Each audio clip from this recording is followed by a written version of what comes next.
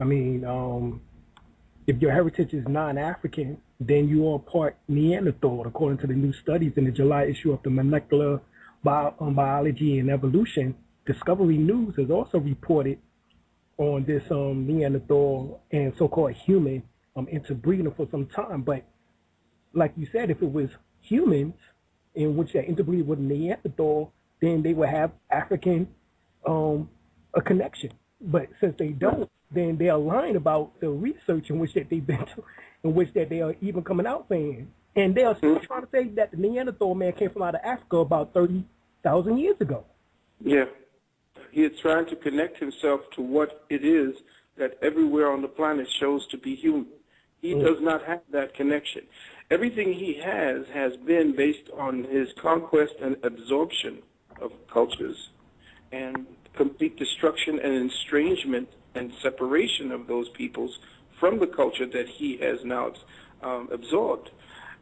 It's interesting, a incredible author named Frantz Fanon stated in one of his works about the Europeans' mindset is that when he had conquered, destroyed African civilizations, he began to turn them psychologically into what became known by Freud or with Freud as the other.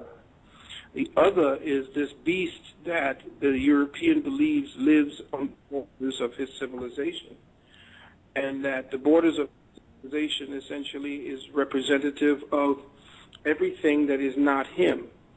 So when he conquered, he not only took the land, but he took everything that was on the land as well as was within the people themselves. So he stole culture, he stole science, he stole everything, absorbed it, became it, and actually in his own psychosis believed that it belonged to him. Because based on the fact that he was superior and actually conquered these people, then he had a right to their mindset, and that they no longer have right to their own psychology and mindset, that it now belongs to me. It's the Elvis syndrome. So that particular mentality now is now playing itself into the way the European is now legitimizing his excursion into recolonizing Africa. He is stating now that according to the genetics that we have that they have now discovered, if you have any traces of Neanderthal, it would not make you an African anymore.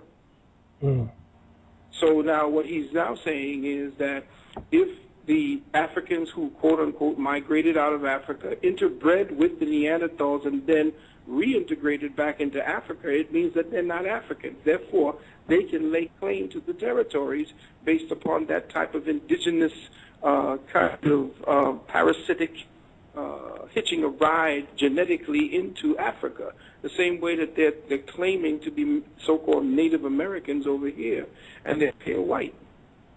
This is the kind of interface. But the thing I want to get our brothers and sisters to realize is to show them that everywhere that you are looking at this point, when you're looking at the so-called Alpha European, the one that is now shown to be the higher order of human being, the ones that they show you in their anthropology when they show you the monkey and then the gradation and the evolution of humanity from the monkey, you don't ever see Africans standing right behind the white man.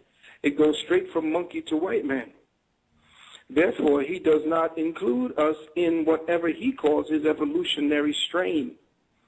But you can see that the Neanderthal, which now he has embraced because of his genome project, is now discovering that he is a Neanderthal. At least 4 to 10% of the Neanderthal strain is in what they call the new Homo sapien, or the new human being, him calling himself human now that he's interfaced with that with those genetics.